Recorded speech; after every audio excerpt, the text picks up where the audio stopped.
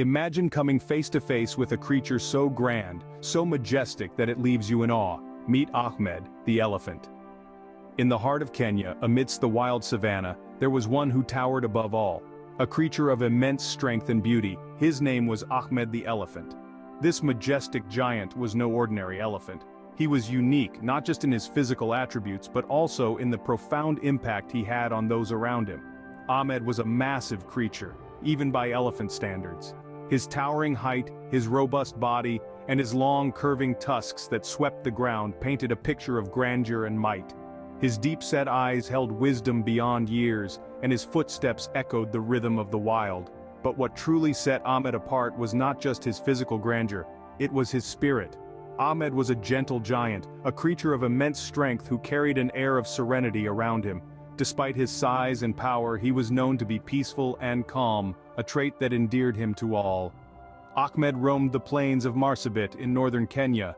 This was his kingdom, and he was its gentle ruler. The local people revered him, and he became an integral part of their culture and their stories. He was more than just an animal to them. He was a symbol, a living embodiment of the wild beauty of Africa, and his presence was a constant reminder of the rich biodiversity that their land was home to. Yet, Ahmed was not just a local phenomenon. His fame spread far and wide, and he became a symbol of strength and resilience, representing the wild spirit of Africa to the world. He was a testament to the beauty of nature, a beacon of hope in the fight against poaching, and a symbol of the enduring spirit of the wild. Ahmed was not just any elephant, he was a symbol of strength and resilience, a testament to the beauty of nature. In the heart of Kenya, in Marsabit National Park, Ahmed became a symbol of hope and survival. This vast, verdant expanse was Ahmed's kingdom, a place where he roamed freely, living a life that was as wild as it was dignified. Ahmed was not just another elephant in the park, he was a remarkable figure, imposing yet gentle, who stood out from the rest. His interactions with other elephants were fascinating.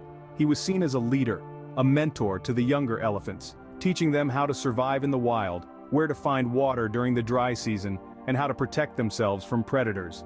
But Ahmed's influence extended beyond his herd. He played a significant role in the ecosystem of Marsabit. With his massive feet, he would create pathways through the dense vegetation, making it easier for smaller animals to move around. As he fed, he would uproot trees, allowing for new growth. His dung, meanwhile, would serve as a rich fertilizer, helping to nourish the soil and promote plant growth. Ahmed was also a peacemaker. Elephants are known for their memory, and Ahmed seemed to remember every creature he encountered. He had a unique ability to diffuse tension among other animals, creating a harmonious environment where all species could thrive. His presence in the park was a constant, a reassuring sight for other animals and for the park rangers who cared for him. He was a symbol of resilience, a beacon of hope in a world where the survival of his species is constantly threatened. But Ahmed was more than just a survivor. He was a protector. He was a guardian of his herd, of his home, and of the delicate balance of nature that exists in Marsabit. He was a symbol of the fight against poaching, a living reminder of the devastating effects of the ivory trade. In the grand scheme of things, Ahmed was more than an inhabitant of the park. He was its protector, its king. His legacy continues to inspire conservation efforts to this day, reminding us all of the crucial role each creature plays in the intricate web of life. Ahmed was not known as the Ivory King without reason. His tusks, those magnificent appendages, were a testament to his grandeur and strength. Growing up to 6 feet long, they were a sight to behold, curving majestically towards the sky. But these same symbols of majesty and power were also Ahmed's greatest vulnerability. Sadly, in a world where ivory is valued more than the life of the elephant itself, Ahmed's tusks made him a prime target. The ivory trade, a nefarious business fueled by greed and ruthlessness, threatened Ahmed's existence. Poachers, lured by the promise of wealth, were always on the prowl, their eyes set greedily on Ahmed's prized possessions. Imagine the peril of being an elephant, the largest land mammal, yet constantly looking over your shoulder, fearing the approach of those who see you merely as a source of profit. This was the reality for Ahmed, and many like him. Their tusks, which should have been a source of pride, were instead a cause for fear. Yet Ahmed was no ordinary elephant. He was a king, and like all great kings, he faced his challenges with courage and grace. His tusks, the very things that made him a target, became a symbol of his resilience and strength. Despite the looming threats, Ahmed stood tall, his tusks a symbol of his majesty and the peril he faced. In an unprecedented move, Ahmed became the only elephant to ever be granted protection by a presidential decree. This was no ordinary occurrence, it was a bold statement, a defiant stand against the forces that threatened the existence of Ahmed and his kind. The Ivory King, as he was fondly known, was facing grave dangers from poachers who were after his enormous tusks. It was the early 70s, and the poaching epidemic was at its peak. Elephants across Africa were being slaughtered in alarming numbers. Their ivory, a symbol of wealth and status, was highly sought after on the international black market. Ahmed, with his majestic tusks, was an irresistible target. But Ahmed was not just another elephant, he was the Protector of Marsabit, the emblem of his homeland.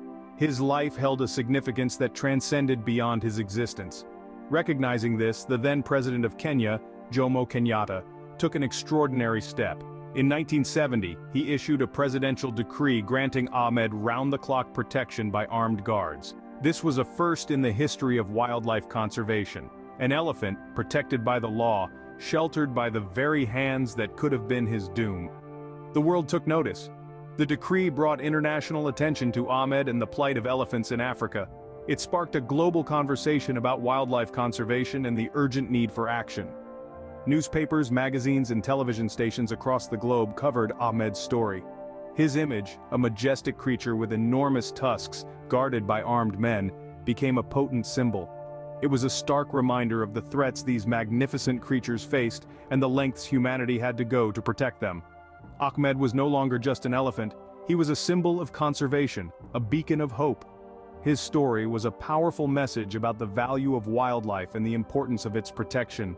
It painted a vivid picture of the battle between the forces of greed and the will to preserve nature's wonders. Ahmed was no longer just a majestic creature, he was a symbol of conservation. His story continues to inspire and remind us of the importance of protecting our wildlife, not just for us, but for generations to come. Ahmed may no longer roam the plains of Marsabit, but his legacy lives on. These words echo across the plains, carried on winds that once tousled the hair of this majestic elephant. Ahmed, the Ivory King, passed away in 1974, leaving behind a legacy that still resonates today. Ahmed's passing sent waves of grief across the globe. His departure marked the end of an era where the Ivory King reigned supreme, yet his departure was not the end. Rather, it was the beginning of a new chapter, a chapter of remembrance and tribute. In the heart of Nairobi, a life-size statue of Ahmed stands tall, a silent sentinel in the bustling city. This statue, crafted from molten metal and the dreams of a nation, serves as a tribute to Ahmed's majestic presence.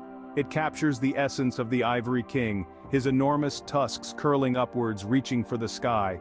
It reminds every passerby of the grandeur that once graced the Marsabit Plains. But Ahmed's legacy extends beyond this metal monument.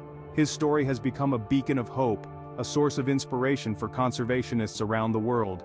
Ahmed, the elephant who once walked under presidential protection, is now the symbol of a movement dedicated to preserving our planet's biodiversity, to ensuring that future generations can marvel at the beauty of nature as we do today. Around the world, Ahmed's story continues to inspire.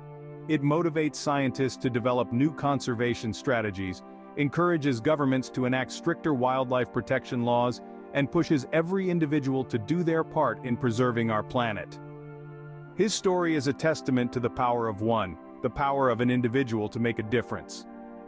Ahmed's legacy is not confined to textbooks or documentaries. It lives on in the hearts of those who remember him, in the stories passed down from generation to generation, in the collective memory of a nation. It lives on in every effort made to protect our planet, in every stride taken towards a sustainable future. Ahmed, the Ivory King, continues to rule hearts, reminding us of the beauty of nature and the importance of its preservation. His story is a powerful reminder of our responsibility towards our planet, a call to action that reverberates across the globe. Ahmed may be gone, but his legacy, the legacy of the Ivory King, lives on.